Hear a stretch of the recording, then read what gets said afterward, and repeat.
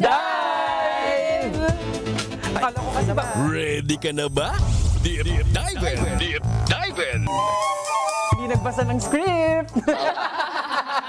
O, di ba ang ganda na babae na naman? Yes. Kasi Yes. alam mo itong si Rodrigo Duterte, misogynist eh. Oo. No, takot sa babae. Nung Diba isa, si Chief Justice Sereno, Justice Sereno. Ombudsman Merceditas Gutierrez, Laila de Lima. Laila de Lima, Diba? Oo. ang ating Nobel Prize-winning journalist Maria Ressa, Maria Ressa. Si Lenny. mga Vice President Lenny Robredo. Vice President Lenny Robredo, baka naman. Baka naman. Okay. Ma'am, nakaping po kami ngayon.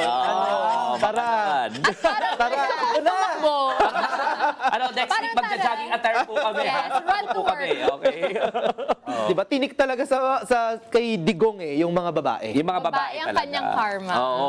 Grabe yung kay Laila de Lima, nakita mo, di ba? Pero hindi nagpatinag, di ba? Nung hampasin niya ng microphone si Trillanes, nasa kita si Laila Nung de Lima. hearing to eh. Oo, nung hearing, Quadcom. magkatabi sila, tiningnan ni Laila de Lima sa mata at sabi niya, stop it.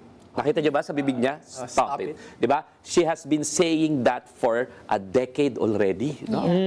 Rodrigo Duterte, stop it. Pero dito sa ICC, di ba? Apart from the presiding chair, babae naman, may dalawa pang bagong mga maestrado. So, maa-update mga na itong video na nakita natin. Ito yung huling beses na nakita natin si President Duterte. Nagre-refuse From sipain to And Rodrigo Duterte. Oo, di ba? Tapos ano raw pala, ano sabi ng test ng mga ICC? Doon sa ICC, di ba naalala ninyo, ang sabi sa ICC, pina-check sa experts. Mga independent. Mga independent, fit to stand trial. Ang sabi, niloloko, binobola niya yung test kasi kahit na yung mga madadaling tanong na even a simple person can get right, sinasadya niyang maliin. Di ba? Ibig sabihin, he is trying to fool the system pero hindi niya magawa eh. Kasi scientific itong mga test na ito. So malinaw, he is fit to stand trial pero he is refusing. Hindi niya matingnan sa mata yung mga biktima at saka yung mga kaanak ng mga biktima. Tapang-tapangan. Pero ayaw mag-attend. Pero in this particular instance, batay na rin po sa Rome Statute, hindi na siya pwedeng maging duwag. Dahil kailangan niya mag-attend. Required siya under the Rome Statute. At tandaan natin na nakakulong ito. Nakabilanggo.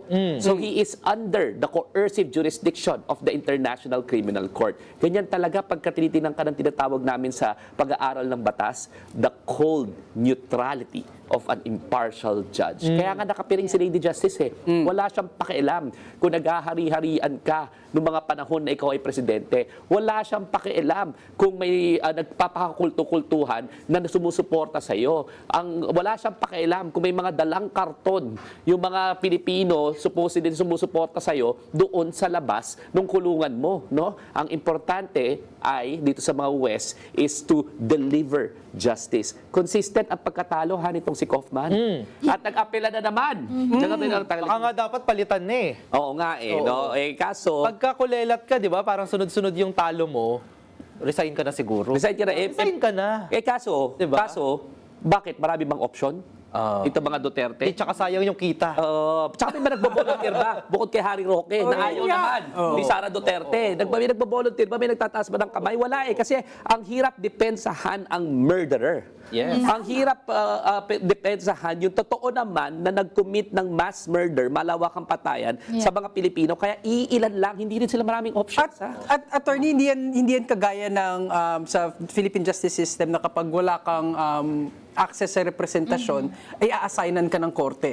Pwede kang assignan ng korte sa ICC, di ba? Pero syempre, gusto mo ba yung a-assignan ka? Gusto mo sana may options ka eh. Kaso ilan lang rin eh. Ilan rin yung options eh. Meron diyang nagtatatambay sa Hague. Di ba? Sabi ng prosecution, sino ba tong mga sama ng sama? Pinarify. Oo, diba? Sino ba itong sina Sal Panelo, Salvador Medel Dia? Hindi naman kayo kasali sa defense team.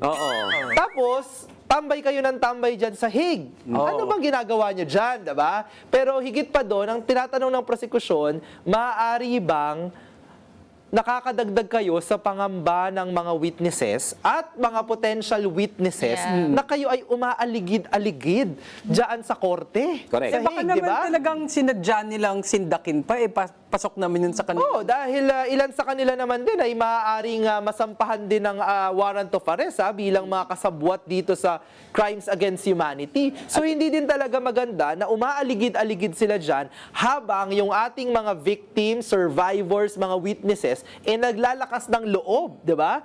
Kinukutsa-kutsa pa ng ilan nating mga kababayan, naglalakas ng loob na ilahad yung kanilang karanasan kung paano sila isa-isa minasakit no, sa panahon ng war on drugs. Speaking of, sabi mo, pwede sila mga kasabwat. Sino ba nga itong mga kasabwat, itong mga co-perpetrators? Na nga. Sino ba dapat na ma-aresto na? Eh, 'di ba? Tatago na yun. Na pangalanan naman 'di ba? Parang nilabas no na ilan sa mga kasabwat no or alleged na mga co-perpetrators no, sinasabing kasabwat ay sina Senator Bongo, Senator Anong partisipasyon ni Bongo? Financier. Oo, di ba? Financier. Sa kanya nanggagaling ang makinarya, ang pera para ipatupad ang malawakang patayan. Sino pa? si Senator Bato de la Rosa. Oo, 'di ba? Ang architect at chief implementor ng Tokhang. Oo, 'di ba? Ng Tokhang ng violent war on drugs na malawakang patay na peke naman. Pero parehas yan nagde-deny. Sabi nila, wala kaming kinalaman dyan. Oo. Senator Bongo, araw-araw lang ako nakikipag-selfie kay Digong, pero wala akong kinalaman Pero dyan. caught on video, sinasabi niya, yung reward. Oo, may reward Ito ang system, reward na diba? 1 million ko namatay, 2 million Oo. ko na laban ko no, di ba? Oo. Meron siyang binanggit talaga ng mga amounts doon, nahuhuli talaga yung isda sa sariling bibig.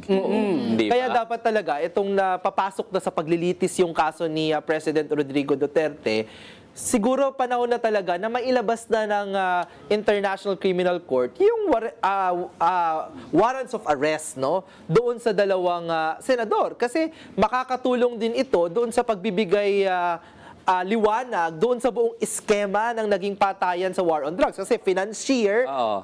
si Senator Bongo, no? Tapos si Senator Bato de la Rosa, yung may control ng sangkapulisan natin, di ba? Tapos ang pinaka-mastermind, si Rodrigo Duterte. Pero pa, sino pa ba? Diba? Syempre si dating DOJ Secretary Vitaliano Aguirre. Ayun. Correct. No, na talagang pinabayaan. Ito malawakang patayan. Kasama pa yan sa isang sa sistema din, di ba? Oo. May dalawa pang dating PNP chief, kung di ako nagkakamali, Correct. na nag-implement din, na Oo. nagmana ng posisyon ni Bato de la Rosa. Pero bago tayo magpunta sa susunod na segment, gusto ko lang sabihin na nagtataka lang ako kung bakit pati itong sila Alan Peter Cayetano ay hindi kasama. Actually, kahit si Mejaldea, kasi si Mejaldea, Executive Secretary ng mga oras na yun. Title Siya President. ang tagapagtupad ng lahat ng programa. Andyan naman na sa dahig eh. Oo nga. Pwede na. Oo, Lamputin diba? na. Oo, yan si Salvador Mejaldea, I think dapat kasama. Si Cayetano na naging Foreign Affairs Secretary na siya ang naging president at naging mouthpiece sa pagdidepensa nitong malawakang patayan. No, dapat kasamang-kasama talaga yan. Oh, yung nagpatupad at nagpatuloy ng war on drugs sa Davao City nung panahon na presidente si Rodrigo Duterte. Nako, sabi ni Arthur Las Cañas. Si Mayor Sara Duterte nung Davao City. Correct. Baka dapat may isama din, di ba? Oo, hindi pa yan off the hook ha. Hindi pa yan Oo. off the hook. Kasi Diba? nangyari yung mga panahon na, sabi ni Las Cañas, pinagpatuloy ni Sara Duterte, malawak ang patayan sa Davao, nandun pa tayo sa ilalim ng ICC. Doon nagpatuloy yung patayan sa Davao. Nako. So, hindi lang impeachment ang harapin nitong si Sara Duterte, baka warrant of arrest Mag-world din. tour pa naman si VP Sara. Di ba naka-leave ang VP? Oo, May travel yan, Magbalik, di ba? magbalik, baka may May ano na yan, ha? 15, di ba? So, parang lalabas, ito ay season 3 na ng ICC trial. Kasi first one, yung kanyang jurisdiction na Correct. question. Oo. Pangalawa ay yung merong confirmation of charges. Pwede sabihin na gano'n. Season 3 na. Alam niyo 2-0 na, ha? 2-0 na, ha? Dalawang counts ng panalo yung prosecution, ha? Hindi mauto ng mga Duterte yung International Criminal Court. Siguro bago din itong pakiramdam para sa mga Duterte. Correct. Bago ito para kay Rodrigo Duterte, nasanay sila na kaya nilang sindakin kahit sino. Dito sa Pilipinas, nasisindak nila yung Korte Suprema. Suprema, nasisindak nila yung Kongreso, nasisindak nila yung mga local politicians. Kaya sa matagal na panahon, hindi sila nakaranas ng pananagutan. Si VP Sara, ganun din, gulat na gulat siya. Bakit ngayon hinahabol siya ng impeachment, no? Samantalang nakabuyang-yang naman yung ebidensya bago sa kanilang pakiramdam na nanghihingi at humaharap sila doon sa pangangailangan ng pananagutan. So abangan natin sa May 27 ang unang hearing, no, ng pagpapatuloy ng hearing.